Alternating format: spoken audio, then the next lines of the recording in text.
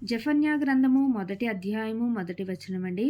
యూదారాజగు ఆమోను కుమారుడైన యెషయా దినములలో హిజ్కియాకు పుట్టిన అమర్యా కుమారుడగు గెదల్యాకు జననమైన కూషీ కుమారుడగు జెఫన్యాకు ప్రత్యక్షమైన యెహోవా వాక్కు.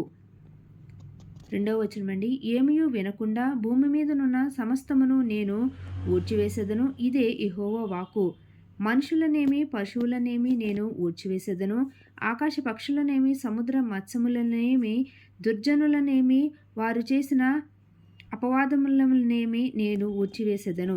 భూమి మీద ఎవరునూ లేకుండా మనుష్య జాతిని నిర్మూలము చేసెదను, ఇదే యెహోవా వాక్కు. 4వ వచనమండి. నా హస్తమును యూదావారి మీదను యెరూషలేము నివాసులందరి మీదను చాపి బయలుదేవత యొక్క భక్తులలో శేషించిన వారిని, దానికి ప్రతిష్ఠితులగు వారిని దాని అర్చకులను నిర్మూలము చేసెదను.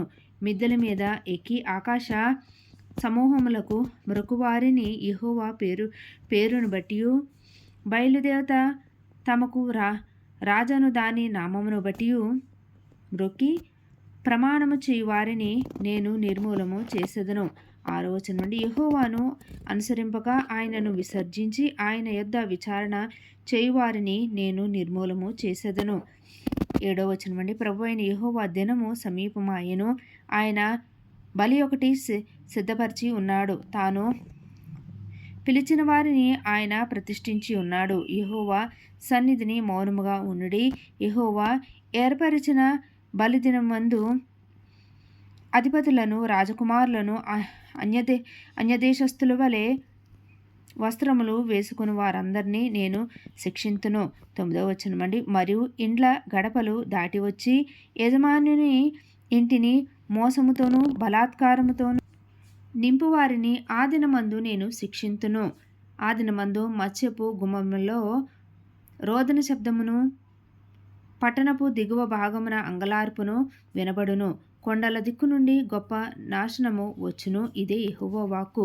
11వ వచనమండి. కనానీయులందరూ నాశనమైరి, ద్రవ్యము సమకూర్చుకొనిన వారందరూ నిర్మూలము చేయబడిరి గనుక మక్తేషు లోయ నివాసులారా అంగలార్చుడి.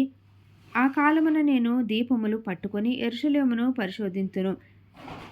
మడ్డి మీద నిలిచిన ద్రాక్షారసము వంటి వారై, యెహోవా మేలైనను కీడైనను చేయువాడు కాడని మనసులో అనుకుని వారిని శిక్షింతును.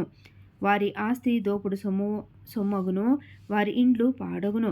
వారు ఇండ్లు కట్టుదురు కానీ వాటితో కాపురముండరు, ద్రాక్ష తోటలు నాటుదురు గాని వాటి రసమును పానము చెయ్యరు. యెహోవా మహాదినము సమీపమాయెను, యెహోవా దినము సమీపమై అతి శీఘ్రముగా వచ్చుచున్నది. ఆలకించుడి, యెహోవా దినము వచ్చుచున్నది, పరాక్రమశాలురు మహారోదనము చెయ్యుదురు.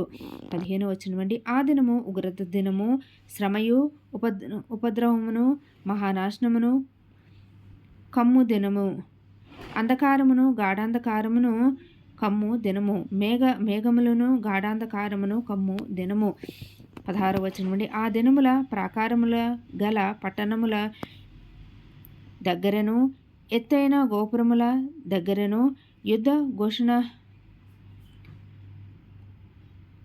ఘోషణయు బాకానాదమును వినబడును. జనులు యెహోవా దృష్టికి పానము చేసిరు గనుక నేను వారి మీదికి ఉపద్రవము రప్పింపబోచున్నాను. వారు గుడ్డివారి వలె నడిచెదరు, వారి రక్తము దుమ్ము వలె కారును, వారి మాంసము పెంట వలె పారవేయబడును.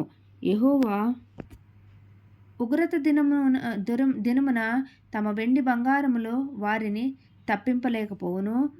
రోషాగ్ని చేత భూమి అంతయు దహింపబడును.